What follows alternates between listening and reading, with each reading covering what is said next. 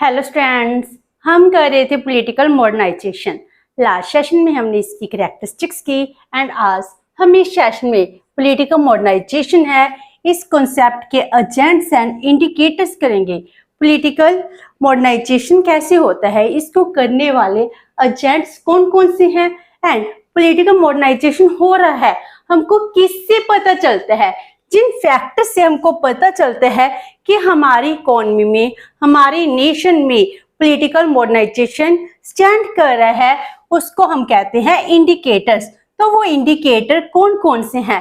तो मॉडर्नाइजेशन है जिसके साथ इकोनॉमिक डेवलपमेंट है वो भी रिलेटेड है, सोशल डेवलपमेंट भी रिलेटेड है, पॉलिटिकल डेवलपमेंट भी रिलेटेड है।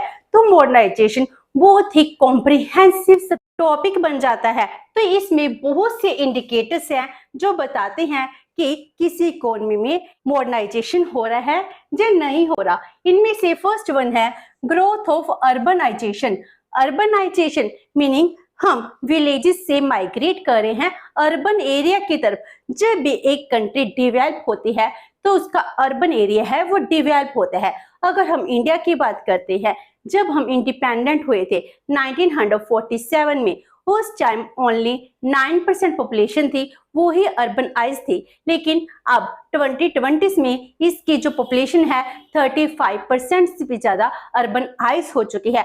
जब भी अर्बनाइज होती है तो इसका मीनिंग है पॉलिटिकल मॉडर्नाइजेशन हो रहा है, इकोनॉमिक डेवलपमेंट हो रही है। तो पॉपुलेशन का अर्बनाइजेशन होना भी मॉडर्नाइजेशन को रिप्रेजेंट करता है। Then increased gross domestic product जिसको हम जीडीपी कह रहे हैं, एंड पर कैपिटा इनकम। जैसे हमारी घर की अपनी फैमिली की इनकम होती है तो वो क्या कहलाती है? Family income. वैसे हमारे नेशन की भी इनकम होगी। जो हमारी नेशन की इनकम है इसको हम जीडीपी ग्रोस डोमेस्टिक प्रोडक्ट के थ्रू मैसेज करते हैं। तो ग्रोस डोमेस्टिक प्रोडक्ट अगर हमारी कंट्री का जीडीपी ग्रो कर रहा है तो मीनिंग हमारी इनकम इंक्रीज हो रही है, एंड इसके साथ ही पर कैपिटा इनकम का इंक्रीज होना भी जरूरी है। अब हमारी कंट्री में 140 करोड़ से भी ज्यादा पॉपुलेशन है। अब इस पॉपुलेशन के इंक्रीज होने से आपके पर कैपिटा इनकम भी इंक्रीज होनी चाहिए। तो पर कैपिटा इनकम हम कैसे फाइंड आउट करते हैं? जितनी भी हमारे देश की नेशनल इनकम है उसको अगर हम पॉपुलेशन के साथ डिवाइड कर देते हैं तो इसके साथ हम पर कैपिटा इनकम है वो फाइंड आउट कर सकते हैं। जब किसी कंट्री में ग्रोस डोमेस्टिक प्रोडक्ट आपके देश की नेशनल इनकम है वो इंक्रीज होगी। अगर हम ग्रोस डोमेस्टिक प्रोडक्ट को नेशनल इनकम कहते हैं, इसमें थोड़ा सा डिफरेंस होता है। तो हम सिंपली जीडीपी की बात करते हैं या फिर आप नेशनल इनकम भी लिख सकते हो इसमें, एंड पर कैपिटा इनकम में इंक्रीमेंट को मॉडर्नाइजेशन कहते हैं। Then high rate of literacy meaning आपकी पॉपुलेशन लिटरेट हो रही है, एजुकेट हो रही है। तो लिटरेसी भी किसको रिप्रेजेंट करता है? मॉडर्नाइजेशन को रिप्रेजेंट करता है। जब भी किसी कंट्री की पॉपुलेशन लिटरेट होना स्टार्ट हो जाती है तो लोग तभी एजुकेटेड होते हैं जब उनकी इकोनॉमिक प्रॉब्लम्स है सॉर्ट आउट हो जाती हैं, एंड पॉलिटिकल लेवल पर उनको फ्री एजुकेशन दी जाती है, तभी तो लोग लिटरेट हो पाएंगे। तो लिटरेसी भी मॉडर्नाइजेशन का इंडिकेटर है।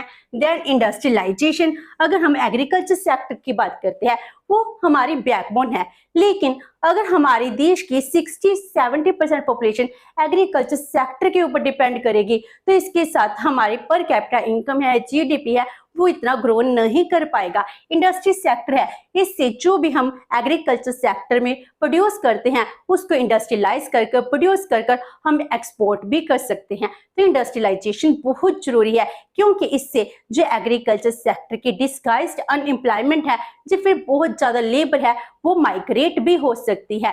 तो इसको ट्रांसफर किया जा सकता है इन इंडस्ट्री। इसीलिए जब तक आपकी कंट्री में इंडस्ट्रियलाइजेशन ग्रो नहीं करेगी तब तक आपकी इकोनॉमी डेवलप नहीं हो सकती। जैसे जैसे इंडस्ट्रियलाइजेशन की ग्रोथ होती है जो मॉडर्नाइजेशन को रिप्रेजेंट करता है। Then research and advance technology, अगर रिसर्च हम तभी करेंगे अगर हमारी बेसिक रिक्वायरमेंट्स फुलफिल हो सकेंगी। अगर हम अपनी रिक्वायरमेंट्स को फुलफिल कर लेते हैं उसके बाद हम दोबारा से नई टेक्नोलॉजी की तरफ मूव करते हैं। अब इंडिया चंद्रयान की तरफ मूव कर रहा है। तो चंद्रयान की तरफ जाना ये क्या है? एक रिसर्च है। इसमें हम इतना एक्सपेंडिचर क्यों कर पा रहे हैं? क्योंकि हम इकोनॉमिकली डिवेलप होना स्टार्ट कर चुके हैं। तो सैटेलाइट लॉन्च करना, रिसर्च करना, आपके एडवांस टेक्नोलॉजी है, तो ये सब कुछ मॉडर्नाइजेशन को रिप्रेजेंट कर रहा है। Mass participation in political system, जो हमारा पॉलिटिकल सिस्टम है जिसमें पॉलिटिकल पार्टीज भी आ जाती हैं, लेजिस्लेचर, एग्जीक्यूटिव, जो भी पार्ट्स हैं वो सभी पॉलिटिकल सिस्टम का पार्ट है। जो भी पॉलिटिक्स के साथ रिलेटेड है हम उसको पॉलिटिकल सिस्टम का पार्ट मानते हैं, चाहे फॉर्मल और दो इनफॉर्मल इंस्टीट्यूट हैं, एसोसिएशंस हैं, वो सभी पॉलिटिकल सिस्टम का ही पार्ट हैं। अगर इसमें लोग पार्टिसिपेट कर रहे हैं तो मॉडर्नाइजेशन हो रही है। जैसे प्रेशर ग्रुप्स हैं, प्रेशर ग्रुप्स कब फॉर्म होते हैं? जब लोगों की रिक्वायरमेंट फुलफिल नहीं होती है, वो अपनी किसी स्पेशल डिमांड को फुलफिल करने के लिए गवर्नमेंट के ऊपर प्रेशर डालते हैं, तो वो प्रेशर ग्रुप बन जाते हैं। तो इसके थ्रू लोग पार्टिसिपेट कर रहे हैं। हम जब अवेयर होंगे तभी तो डिमांड करेंगे, तो डिमांड करना भी हमारी पार्टिसिपेशन ही कहलाता है। देन सेकुलराइजेशन, अब जो हमारा रिलीजन है, रिलीजियस लीडर हैं, वो सुप्रीम नहीं है। अगर हम अपने देश की बात करते हैं, अब हम रिलीजन के नाम पर नहीं लड़ते, अगर हम रिलीजन के नाम पर एक दूसरे के साथ वायलेंस नहीं करें, तो सेकुलराइजेशन को रिप्रेजेंट करता है। तो हमारी कंट्री में हर एक को अपना अपना रिलीजन प्रोफेस करने की, प्रोपोगेट करने की फ्रीडम दी गई है। जो मॉडर्नाइजेशन है। इंक्रीज स्टैंडर्ड ऑफ लिविंग, अगर लोगों का स्टैंडर्ड ऑफ लिविंग इंक्रीज हो रहा है, उनकी बेसिक नीड्स फुलफिल हो रही हैं, हर एक को अपना पक्का मकान मिल रहा है, हमारा इंफ्रास्ट्रक्चर डेवलप हो रहा है, हमारे लोगों का स्टैंडर्ड ऑफ लिविंग राइज कर रहा है। नेशनल इंटीग्रेशन, अगर हमारा देश इंटीग्रेट मीनिंग यूनिटरी सिस्टम में रिप्रेजेंट हो रहा है, अगर हमारे अपने गोल्स हैं, वो गोल्स किसके साथ हैं? नेशन के साथ मैच कर रहे हैं, तो जितने भी पॉलिटिकल पार्टीज हैं, एसोसिएशंस हैं, उन सबका एक ही गोल है, देश की डेवलपमेंट करना, तरक्की करना। अगर नेशनल इंटीग्रेशन होगी, यूनिटी होगी, तभी तो मॉडर्नाइजेशन होती है। And last one is increase in the scope and range of political authority, political authority की रेंज को इंक्रीज करना। ये किसको रिप्रेजेंट कर रहे हैं? जैसे पहले क्या था, हम किसकी अथॉरिटी को मान रहे थे? हमारी अथॉरिटी डिवाइडेड थी, हमारी अथॉरिटी रिलीजन के नाम पर डिवाइडेड थी, कम्युनिटी के नाम पर डिवाइडेड थी, एसोसिएशन के नाम पर डिवाइडेड थी। लेकिन आज के टाइम में एक सिंगल अथॉरिटी, सेंट्रल गवर्नमेंट की अथॉरिटी है, अगर यूनिटरी गवर्नमेंट है, अगर फेडरल गवर्नमेंट है, तो सेंट्रल एंड स्टेट में पावर्स डिवाइड हो जाती हैं। लेकिन एक कॉन्स्टिट्यूशन सुप्रीम होता है, अगर हम उस कॉन्स्टिट्यूशन की सुपरमेसी को एक्सेप्ट कर रहे हैं, लोग उसके अकॉर्डिंग चलना स्टार्ट कर रहे हैं, तो वो मॉडर्नाइजेशन को रिप्रेजेंट करती है। इस तरह political and social economically development political modernisation को रिप्रेजेंट करती है। इसके इंडिकेटर्स बन जाते हैं। आफ्टर दैट आता है एजेंट्स ऑफ पॉलिटिकल मॉडर्नाइजेशन। जो पॉलिटिकल मॉडर्नाइजेशन है, इसके मेन एजेंट्स, इसको करने वाले कौन कौन से फैक्टर हैं जिनके ऊपर मॉडर्नाइजेशन डिपेंड करती है?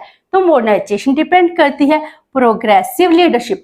हमारे पॉलिटिकल लीडर्स हैं जो लीड कर रहे हैं, उनकी सोच कैसी है?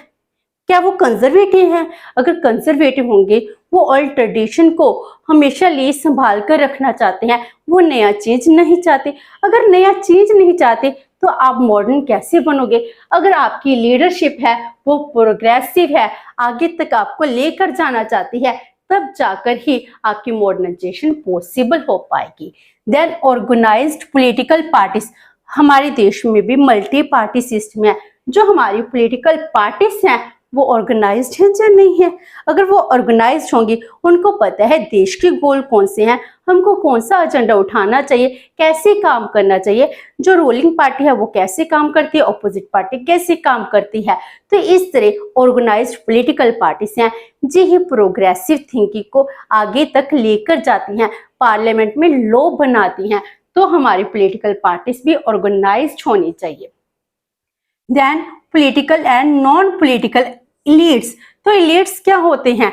जो हमारा ग्रुप है, मीनिंग हमारी कंट्री है, इसमें भी मिनॉरिटी के कुछ पर्सन्स है। मिनॉरिटी मीन वो कुछ नंबर हैं, थोड़ी सी नंबर है, लेकिन वो एजुकेटेड हैं, इनलाइटेड हैं, हम सबको रिप्रेजेंट करते हैं, जिसको मेजॉरिटी पर्सन है एक्सेप्ट करती है। जो वो कहते हैं हम उनकी बातों में आकर वही करना स्टार्ट कर देते हैं। जो एलिट्स होते हैं वो पॉलिटिकल भी हो सकते हैं, नॉन पॉलिटिकल भी हो सकते हैं। पॉलिटिकल एलिट, जैसे हम अपने प्राइम मिनिस्टर की बात करते हैं, वो क्या है, पॉलिटिकल एलिट है। इसी तरह हमारे एरिया में कुछ पॉलिटिकल लीडर्स होते हैं, पॉलिटिकल एलिट हो गए। नॉन पॉलिटिकल एलिट जो क्या है, जिनके पास बहुत ज्यादा कैपिटल है, चाहे फिर बहुत ज्यादा नॉलेज है, वो नॉन पॉलिटिकल एलिट हो गए। अगर हम अंबानी की बात करते हैं, उनके पास पॉलिटिकल पावर नहीं है, लेकिन वो एलिट क्लास में आते हैं, नॉन पॉलिटिकल एलिट बन जाते हैं। इसी तरह किसी स्पोर्टमैन की बात करते हैं तो नॉन पॉलिटिकल एलिट बन जाते हैं। तो जो इनलाइटेड होते हैं, एजुकेटेड होते हैं, प्रोग्रेसिव होते हैं, अगर इनकी सोच ऐसी होगी तो देश है वो हमेशा के लिए ही प्रोग्रेसिव बना रहेगा, तो मॉडर्नाइजेशन हो सकती है। Then military power, military power हम कैसे ले रहे हैं, जैसे हमारे पॉलिटिकल लीडर्स हैं, अगर वो कंजर्वेटिव हैं, वो नहीं काम करना चाहते, अगर मिलिट्री पावर में आ गई तो सारे का सारा रजीम है मिलिट्री ने अपने हाथों में कैप्चर कर लिया।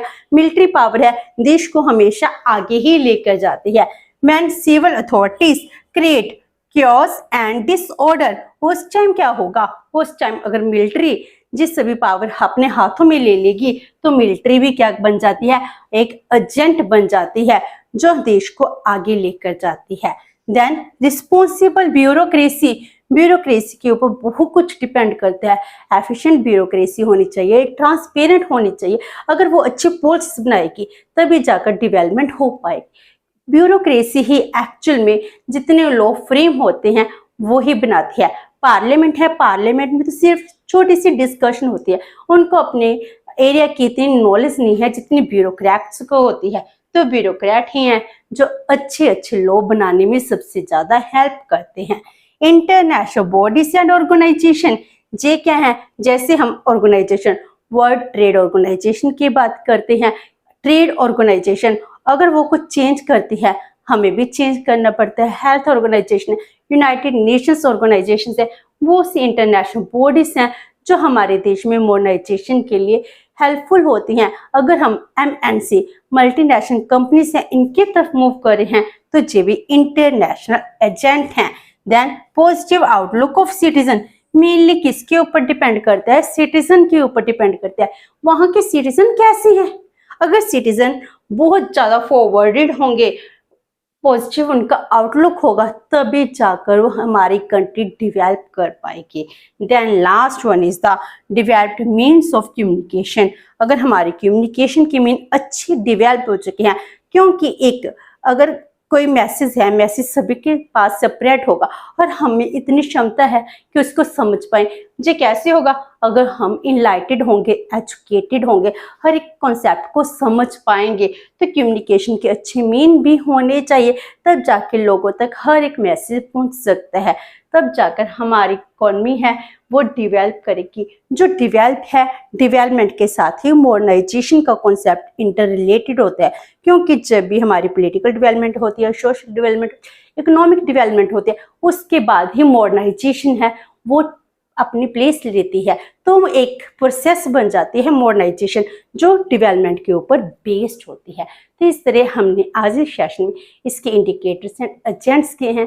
नेक्स्ट सेशन में करेंगे challenges to political modernisation. Hope so कि आपको ये सेशन अच्छा लगा होगा।